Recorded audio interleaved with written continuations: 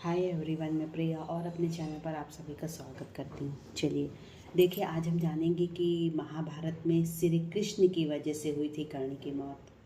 और कर्ण का जो अंतिम संस्कार था वो श्री कृष्ण ने ही किया था। पर ऐसा क्यों? देखिए, कर्ण की मौत जैसे कि कहा जाता है कि भगवान श्री कृष्ण की वजह से हुई थी।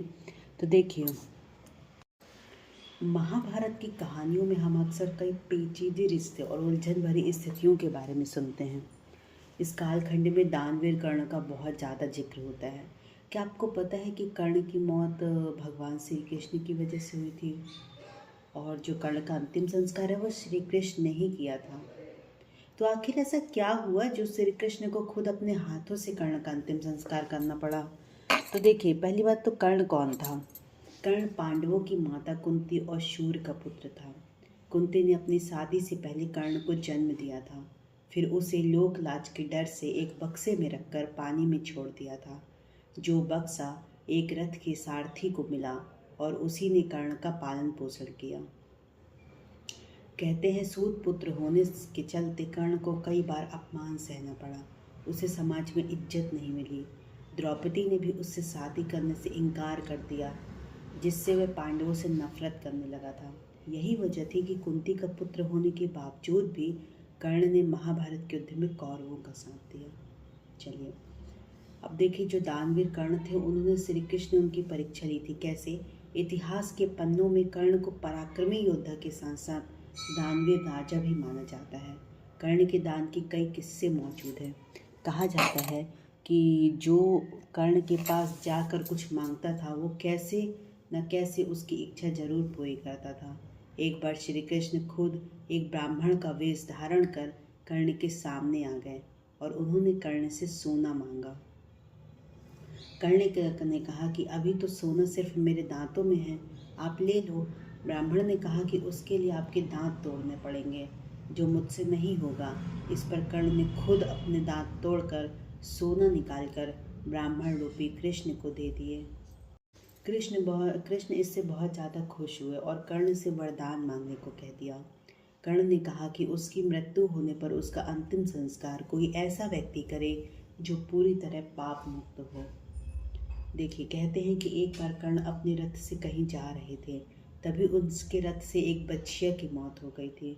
उस दौरान एक साधु ने कर्ण को श्राप दिया कि जिस तरह मेरे बछिया की मौत हो गई है तेरे रथ से, उसी तरह तुम्हारी भी मौत होगी। साधु ने कहा कि युद्ध के दौरान उसके रथ का पहिया धरती निगल लेगी और वो ही उसकी मौत का कारण बन जाएगी।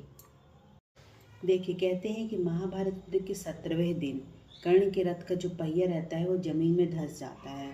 तभी अर्जुन ने अपना दिव्यास्त्र निकाला और कर्ण पर वार कर दिया। जैसे साधु ने श्राप दिया था उसी तरह कर्ण की मृत्यु हो गई। दरअसल कर्ण की मौत की एक वजह श्री कृष्ण भी थे। कर्ण के पास देवताओं के द्वारा दिया गया ऐसा शस्त्र था जिसका कोई मुकाबला नहीं कर सकता था। ये दिव्य अस्त्र कर्ण ने अर्जुन के लिए बचा कर रखा था। जब भीम का पुत्र घटोत्कच कौरवों की सेना पर कहर ढा रहा था, तब मजबूरन कर्ण को उस पर दिव्य अस्त्र का इस्तेमाल करना पड़ा। इसके बाद श्री कृष्ण ने अर्जुन को बताया कि अब तुम्हें कोई खतरा नहीं है। कर्ण ने दिव्यास्त्र का इस्तेमाल घटोत्कच का वध करने में किया था।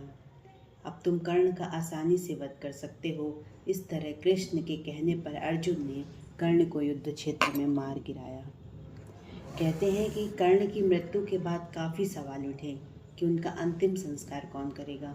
दरअसल कृष्ण ने कर्ण को पहले वचन दिया था कि कोई ऐसा शख्स ही उसका अंतिम संस्कार करे जो पूरी तरह पाप मुक्त हो।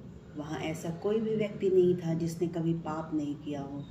तब तब भगवान श्री कृष्ण ने कर्ण का अंतिम संस्कार खुद किया और उसे सब चीज़ों से मुक्ति दिलाई।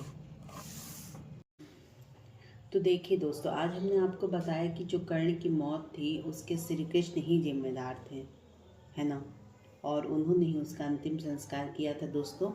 तो देखिए, आई होप आपको ये वीडियो बहुत पसंद आया होगा और ज़्यादा से ज़्यादा हमारे इस वीडियो को शेयर करें और हमारे चैनल को सब्सक्राइब भी करें। थैंक यू सो मच आपने इतना वीडियो में प्यार देने के लिए दोस्तों।